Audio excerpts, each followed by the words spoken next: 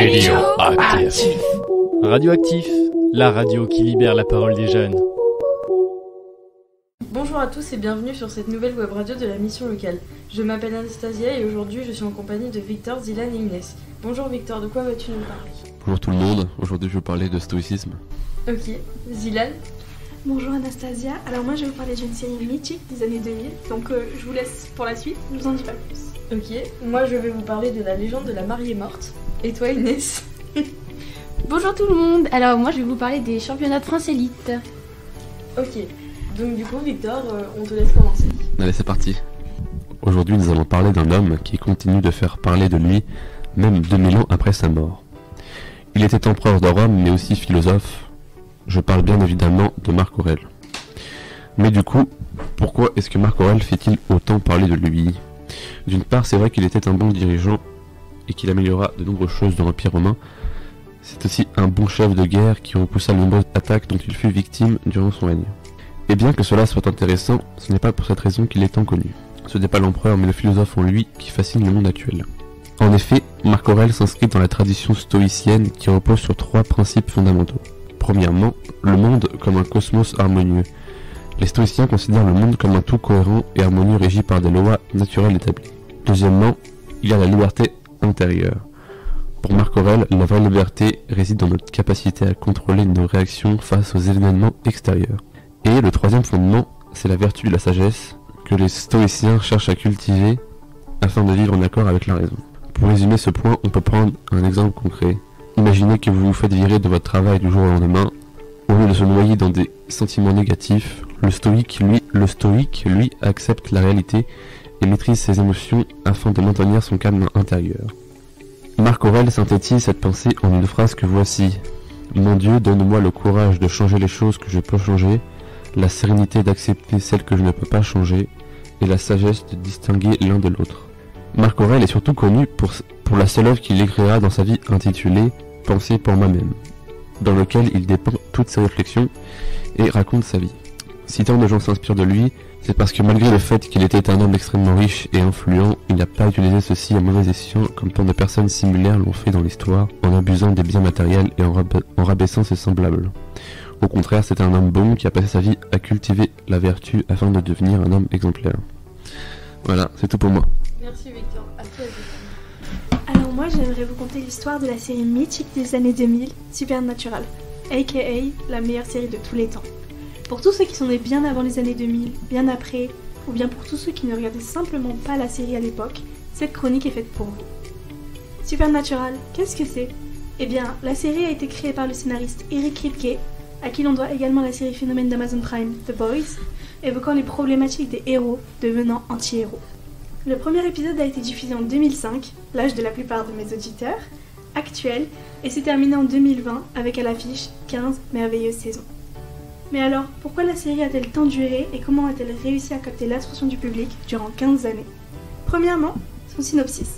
Supernatural nous explique l'histoire de 2 frères, Sam et Dean Winchester, qui partent sur les traces de leur père John, s'en allant chasser dans de mystérieuses conditions.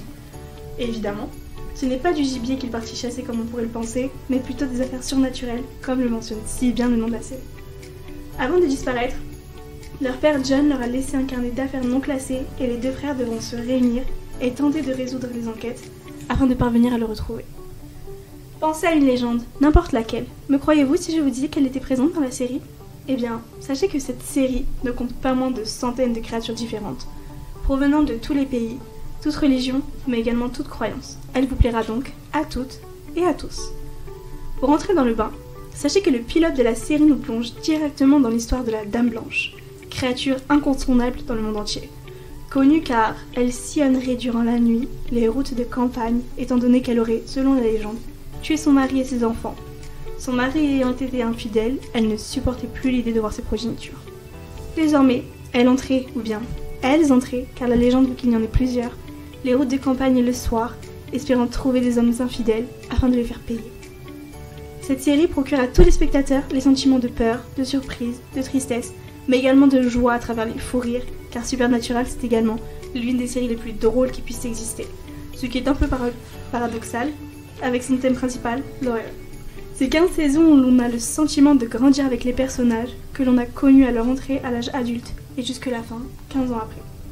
Lorsqu'on visionne un épisode, c'est l'inattendu, car on ne sait jamais ce dont l'épisode va nous conter. Est-ce qu'on va rire, pleurer ou avoir peur? Eh bien, regardez Supernatural et vous le saurez. Merci beaucoup Dylan.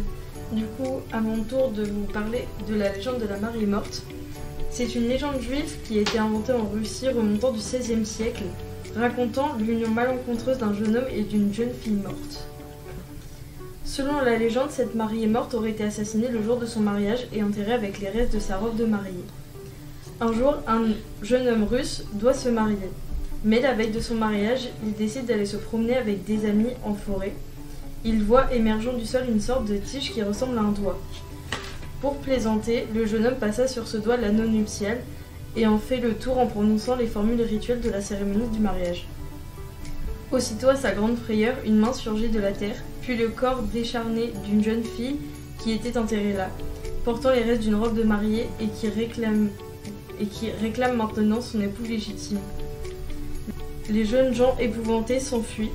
Le lendemain, le jeune homme et sa fiancée officielle sont devant le rabbin quand la morte surgit et en fait valoir ses droits. Pour se débarrasser d'elle, le marié doit prononcer ses vœux de divorce et la mariée morte retombera inanimée. C'est ce qu'il se passa dans la légende. Ils vont ensuite réenterrer le corps de la jeune femme et le jeune marié put se marier avec sa femme mortelle. Cette légende inspira le film Les Noces funèbres de Tim Burton sorti en octobre 2005, ainsi que d'autres films qui ne sont pas disponibles en français. Inès, c'est à ton tour. On va parler du week-end athlétique du 17 et 18 février 2024 au Miramas. Au terme de la première journée des championnats de France d'athlétisme en salle au Miramas en Bouches-du-Rhône, plusieurs titres ont été décernés et certains athlètes ont confirmé leur domination dans leur discipline, comme Alice Finot, titrée pour la 3e fois sur le 3000 mètres, tout comme Margot Chevrier au saut à la perche. Cette première journée des championnats de France a été marquée par la blessure de Kevin Mayer, qui a ressenti une gêne sur le 60 mètres lors de l'étape long dès le début de la compétition. On espère que c'est rien de grave et qu'il sera prêt pour les JO. On commence par le 3000 mètres féminin. Sans forcer, Alice Finot conserve son titre ce samedi 17 février sur le 3000 mètres, lors des championnats de France élite en salle. La vice-championne d'Europe en salle en 2021 a rapidement pris la course à son compte pour s'imposer en 9 minutes et 6 secondes.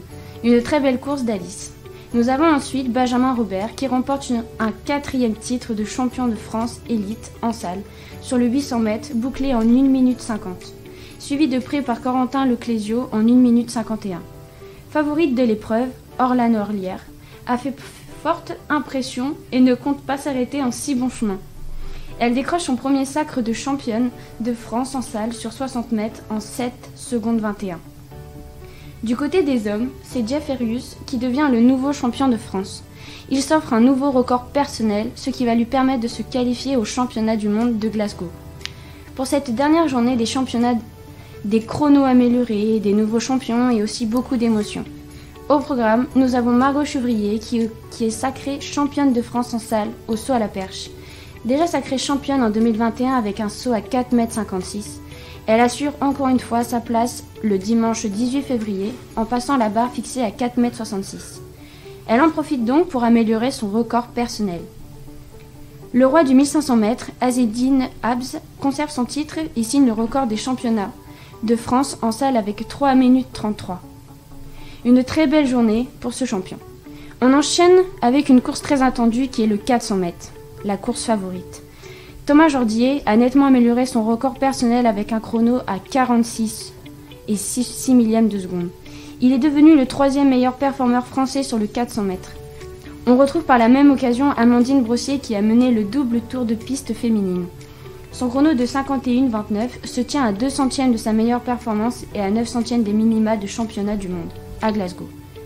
Pour finir, la finale du 60 mètres et masculine a tenu toutes ses promesses ce dimanche à Miramas, avec la victoire de Willem Bellossian en 7 secondes 44, un centième devant Just Maté. 2 chronos de classe mondiale. Le duel à haute vitesse a bien eu lieu. Bellossian a produit le 2e meilleur chrono de sa carrière derrière les 7 secondes 42 de son titre européen en 2021. Le voilà placé au 5e rang des bilans mondiaux de l'hiver, sans l'incroyable Sirena Samba Mayela qui s'impose en 7 secondes 87 sur 60 mètres et en finale. Un week-end bien chargé en émotions, en surprises et en spectacles. Très bien, merci beaucoup. Merci à vous tous d'avoir participé. Et à bientôt pour une nouvelle chronique. À bientôt. Au revoir. Radioactif. Radioactif, la radio qui libère la parole des jeunes.